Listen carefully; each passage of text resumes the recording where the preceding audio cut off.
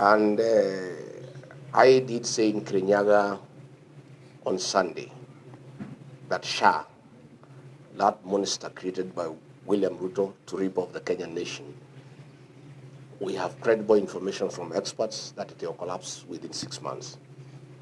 Since then, Aden Duale has been ranting and writing tweets after every 5 minutes the whole night and posting videos crying that all is well.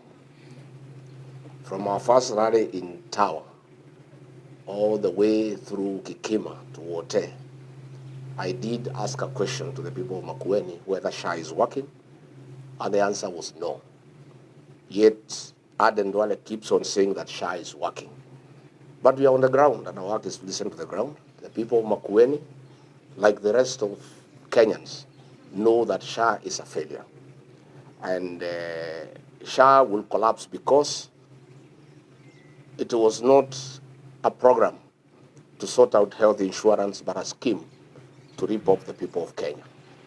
Aden Duale did challenge me to give information and facts as to what I said. And I've seen he was busy the whole night crying. Let him stop crying. He needs to preserve those tears because what is coming is much more. And will continue every day. And I want to thank the people of Kenya, especially public servants, civil servants who are disgruntled by what is happening in Kenya, the theft of public resources, wanton corruption, misappropriation of public funds.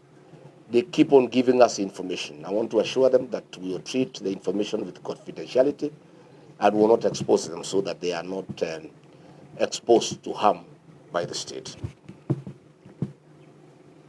Before the launch of Sha, NHIF had proposed that they be provided with 800 million Kenya shillings to create a new system, to upgrade the system that they had, to make it compliant to the present times. Instead, William Ruto, with a scheme to loot funds from the people of Kenya, scrapped off NHIF and brought Sha. And a system was procured at a cost of 104 billion Kenya shillings. NHIF had indicated that they only needed 800 million Kenya shillings to upgrade the system. A consortium was created, and in this consortium there was Apero Limited with 59.85% shares. This Apero is associated with Adani. Then Safaricom Kenya Limited, 22.56%. Then Convergence Network Solutions Limited with 17.89%. Aden Duale did ask me to provide details from the registrar of companies showing that his name is not there. He thinks Kenyans are full. His name cannot be there. The director is Abdullahi Abdi Sheikh, who is a proxy of Aden Duale. Duale, you cannot ask us to produce a CR12 showing your name. We know you. Abdullahi Abdi Sheikh is the same with Aden Bare Duale. They are one and the same. This consortium procured the system from Savannah Informatics at a cost of 1 billion Kenya shillings. The rest of the money, 103 billion, was stolen by Ruto and Duale and company. The whole system costed 1 billion shillings, which is more or less what the defunct NHIF had proposed because they had put it at 800 million. IT experts from the defunct NHIF were relocated to Dubai, where they are running this system. Every second of the month, Convergence Network Solutions Limited received 600 million, and Aden Duale makes sure that they are paid promptly without failure, because this is money that they are stealing from the people of Kenya. And it's a shame that hospitals have rendered services to patients across the country have not been paid, and they are owed billions of shillings. But this company owned by Duale is paid on the 2nd of every month. And what is even more interesting, to conceal their intentions, this money is paid through Digital Health Agency, whose executive chairman is Silas Matwa. Silas Matwa is a business partner of William Ruto and runs Amaco Insurance on his behalf. So this theft in Sha is a scheme by William Ruto, Adad and Duale. Why is the money paid through Digital Health Agency, whose executive chairman is Silas Matwa?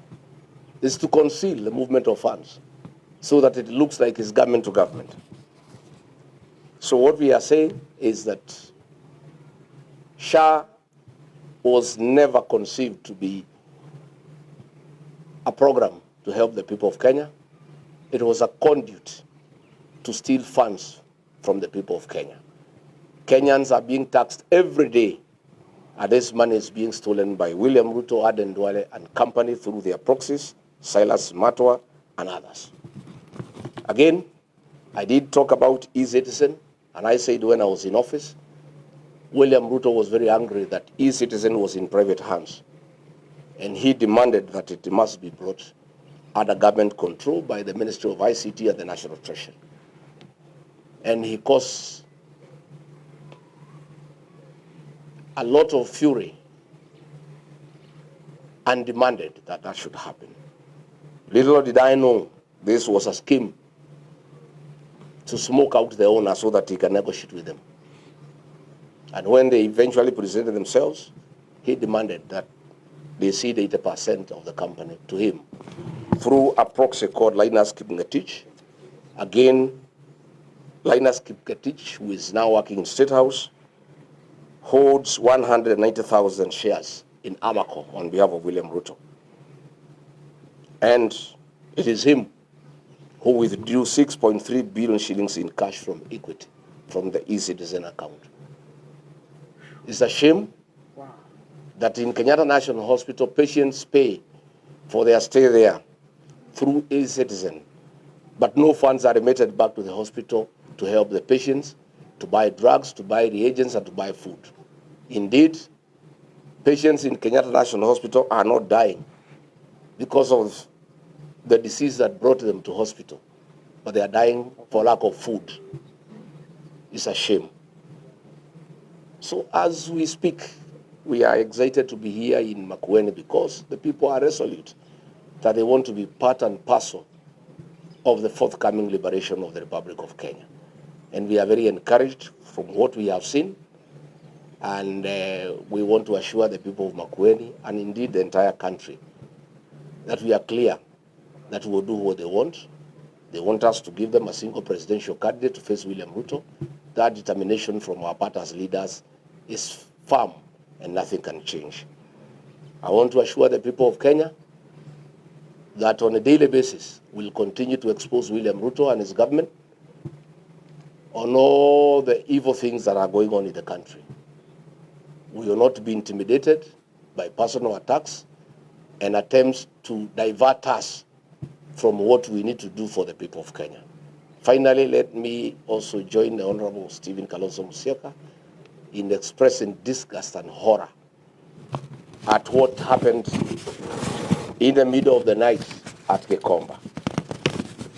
When we were campaigning with William Ruto, I was running it. We made a firm undertaking to the people of Kenya that in the new administration, demolitions and evictions will never happen. And if they have to happen, the people being evicted must first be relocated to their new places of occupation. We also did agree that no demolition and eviction will ever be done at night. I started differing with William Ruto, our second year in office, when he went against what we had agreed and started a systematic program of evicting people from their land and from where they have lived for life. What happened last night is inhuman, it's brutal, it's unacceptable. It is persecution of small traders. And we ask him, William Ruto, we know, we understand your frustration that Kenyans want to send you home to be a one-term president. But why are you at war with the Kenyans? You are at war with the Kenyans. Why do you release policemen and other people with such vicious brutality in the middle of the night to persecute the people of Kenya? The purported arrest of Sakaja was diversionary. It was a red herring. It was meant to divert attention as cruel and inhuman actions were being planned by William Ruto and the police. I want to ask the traders to take heart and to appreciate that difficult as things are, our day is coming. And we have a date with William Ruto next year on the 10th of August. And we must put an end to these inhuman and brutal acts against innocent Kenyans who are trying to eke out a living. Thank you.